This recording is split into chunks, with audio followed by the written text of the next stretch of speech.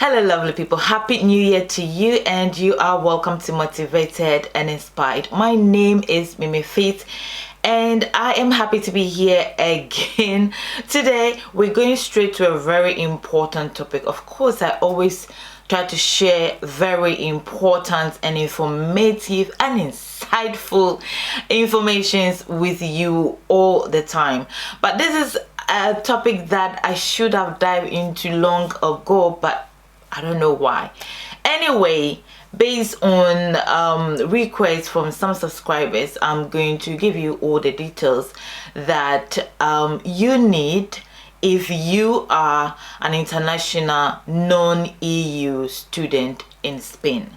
Stay tuned.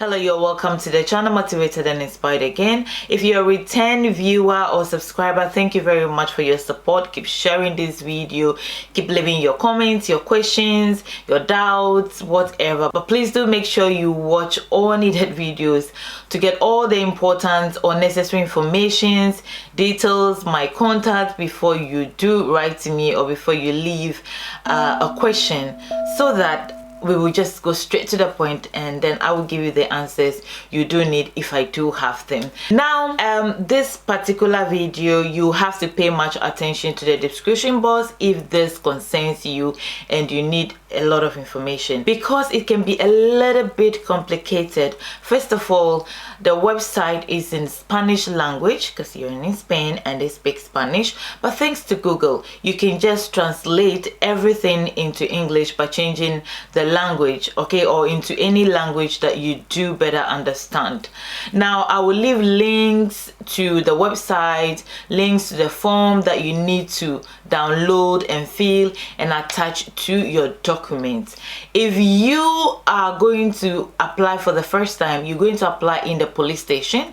That's one thing. And then for the second time, when you are going to renovate your residence card, then you are going to be directed to an office which is close to your postal code or your neighborhood. So you can do it. After this information, you do not need a representative or a lawyer. Save that money.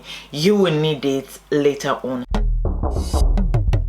Number one, an application form, which is EX17.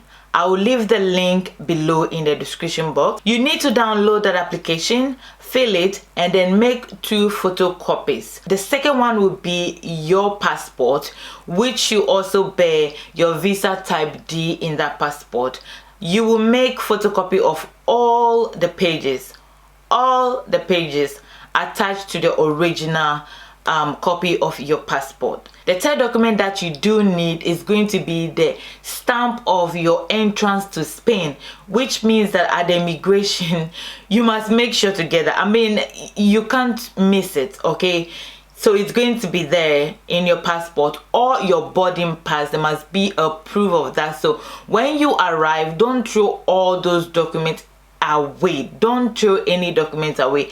I still do have my boarding pass the first time I entered Spain after 7 years. I still do have it. So you should have it, because you don't know in the future what documents to be required for to prove your legality or whatsoever. So do keep that boarding pass, all right?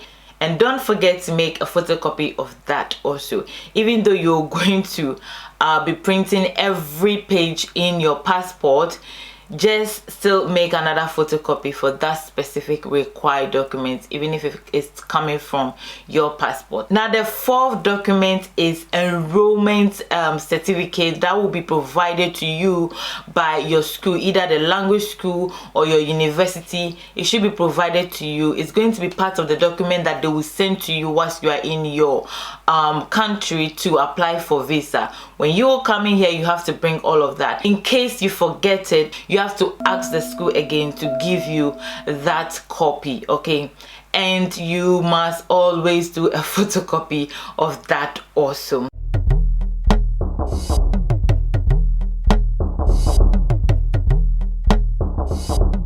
Now the fifth document that you need is a receipt of your tuition fee payment or any document accrediting you as a grant holder, or you've been sponsored or anything. There should be a proof, okay, of that. You need that and a photocopy. The sixth document that you do need is certificate of census registration in Spain, which is el padrón or empadronamiento. Now you should have that. That is the first thing you should do. I covered a video telling you the first thing you should do when you arrive in Spain. I'll also share that link below. It will also tell you how to get the empadronamiento when you arrive. It's one important document. If you don't have that, you are messed up and you cannot do a lot of the documentation that you'll be required for to prove your legality in Spain. So make sure you watch that video because it's very important, as well as this video. The seventh document that you need is 3 recent passport picture. So the passport pictures, they are places that you can take them, photocopy shops mostly in Spain, or they are booth in supermarkets like Carrefour, or at the train station. You enter, you follow the instructions, you can choose the language that you want, and then you make your passport photos. They need 3 copies of that, so you have to attach that to your documents. The 8th document that you need to attach will be application fee. I will leave the link also below, okay, and then I will leave a detailed instruction on what to select. That fee must be paid at the bank. They will give you a receipt, make a photocopy, attach them to the rest of your documents, and apply for your residence card in Spain. Now the final document that you do need is going to be proof of appointment booking, and that is in the case of resident in Barcelona. I lived in Barcelona, so I know you have to attach that. I don't know about the difference of requirement of documents in other regions, so I will leave the link. You will introduce your postal code and the required documents to be given to you. All right, if you do have any more difficulties, just ask me. And remember, you have to do photocopies of all of these documents, attach it to the original before you do present it. So for the first time when you do apply, they are going to take your biometric details, which is going to be your thumbprints or your photo of your face. It's been a long time I did that, and it hasn't mentioned any changes on the side, so it's going to be the same. And then after a month or 2, you will receive an email from them that your application has been accepted. So after you receive the Resultado favorable, they are going to indicate in that email or a letter that will be sent to you as to which police station to go to. You will go there, and if they haven't taken your biometrics details the first time, they will take it, or even if they took it, they will still take it again and ask you to come back another time for the card.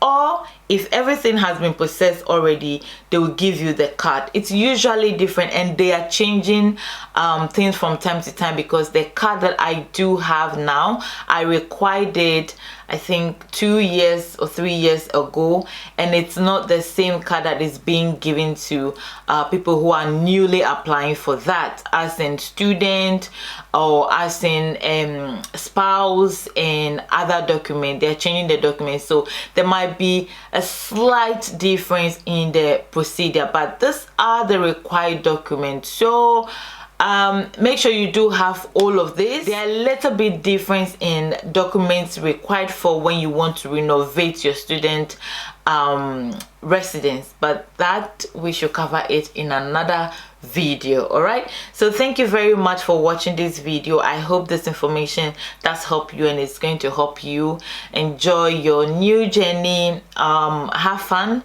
learn to network, because that's when you're going to get all the informations you need from other residents and also from local.